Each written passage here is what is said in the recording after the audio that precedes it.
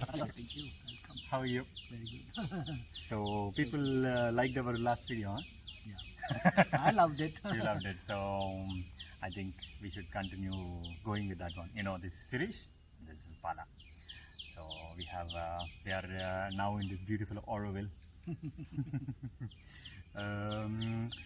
In this week, I wanted to go deeper into the receiving parts. Yeah. Okay. So I just wanted to say what I was doing this week so that you can understand what is happening and what is receiving meant for me at this moment actually.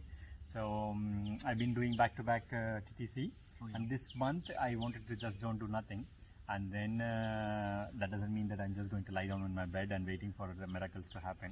But I started receiving. I went to 3 workshops actually. I'm still going to many of the workshops.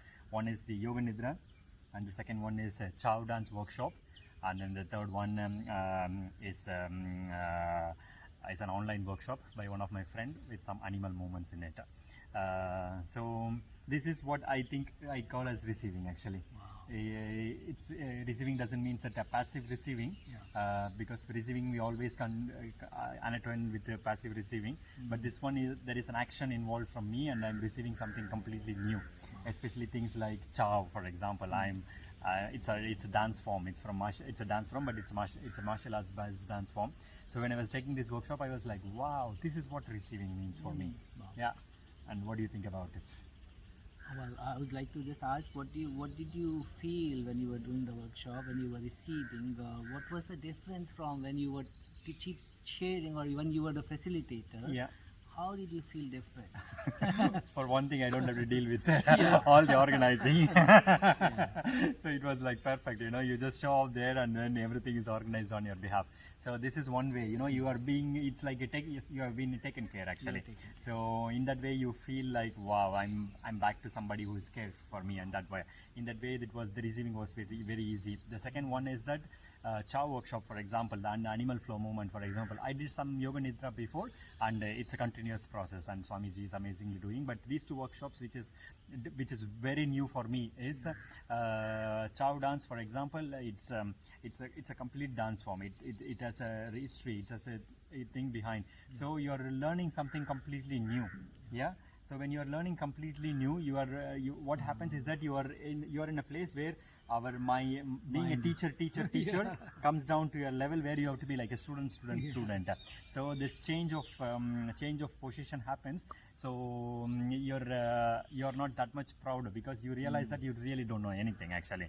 So by receiving, I'm realizing that I don't know anything actually. For example, Carolina, who is doing my Chow workshop, and Danny, who is doing my animal flow, we were like, wow, these people know a lot.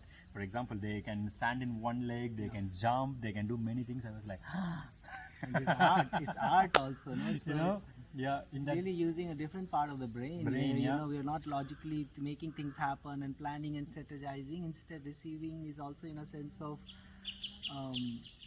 letting go of trying to understand something that is happening, and instead just receive naturally and artistically the creativity of it.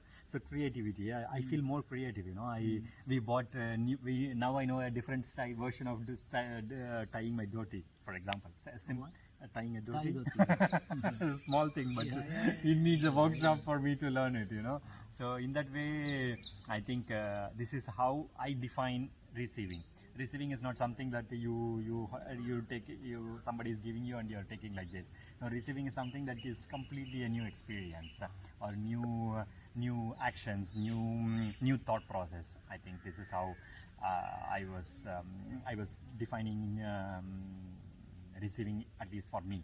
And I think this is the reality for everybody else. Yeah. So in a sense, you're saying you also dropped some of your, filters or some of the precautions we take, or always plan. And what is the word I'm trying to use? Some defense mechanisms, because to become a student, we really cannot be so much protected. We have to be open to the experience. We don't know what will be shown to us. So it's really, in a sense, shifts us a lot. So, for example, I was telling some of the students who learned yoga from me, we are learning this Chow dance together, and we were looking at like, Bala, you told so many things in the yoga, and in Chow you don't know anything. There you go. But that is the whole point, you know, to be this receiver, to enjoy this, to go back to the roots. So in that way, I kind of started to know what is receiving meant. Yeah. Yeah. It's almost like we have to be an empty container first to be able to receive Yeah. and to become full again in a different way. Yeah. Yeah. Otherwise, we are already our head is full of ideas and ways of doing yoga and doing things, Yeah. but we're not really receiving openly, even though so much is being shown to us. Yeah. Yeah. Yeah. In a sense, we allow ourselves to feel empty again, Yeah. to receive in a new way. New way, yeah. To receive in a new way, that's true actually. So empty the cup to become something, to fill it up again.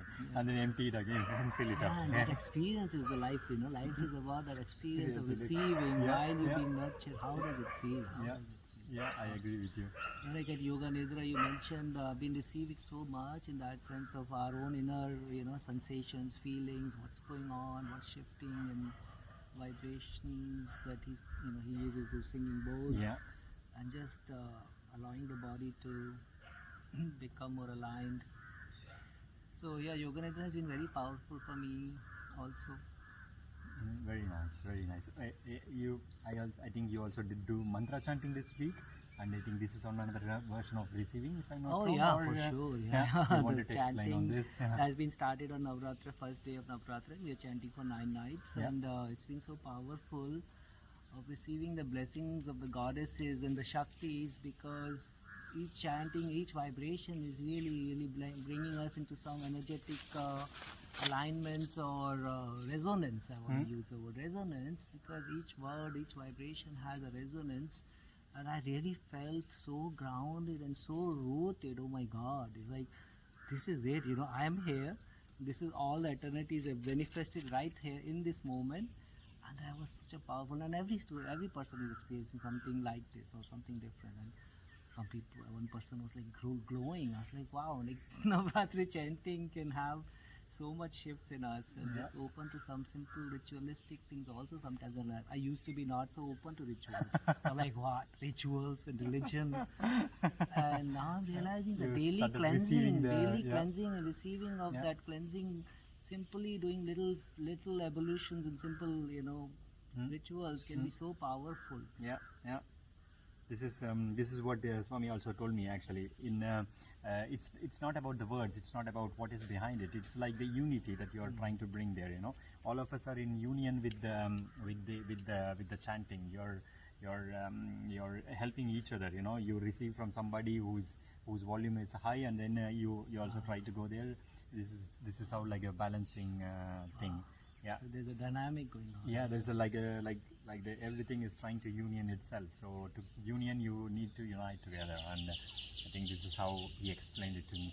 Although I never been to one of the chanting, maybe I will try to go one. Let's But see. I'm sure you've done some chanting Yeah, in man, life, yeah. where Yeah. you participated in something. Yeah. Somehow, like we were talking about last time about receiving, it's really becoming an empty channel, and let the divine flow through us, and allowing that, nurturing, being nurtured. Chanting in a sense opens up for that. Yeah. Chanting and Yoga Nidra both. Yeah. We have less external focus and more inward and allowing focus. That's true. I agree with And you on that. breathing, it's all about breathing also. Chanting. Breathing is life, huh? Yeah. And breathing, when it's more peaceful and aligned, it's automatically inward focus and Yeah. receiving. Yeah.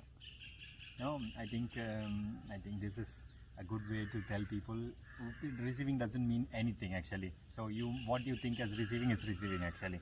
It doesn't mean that it needs to be materialistic or certain signs or something like that. It could be anything. It's receiving actually. Yeah, That is openness. in a yeah, sense, openness, yeah. To me, that's what it came to me. Yeah. To me, it was a kind of a conscious shift. I remember when I realized that I'm always making things happen or planning something or not so protected and defending. When am I open to allowing? So,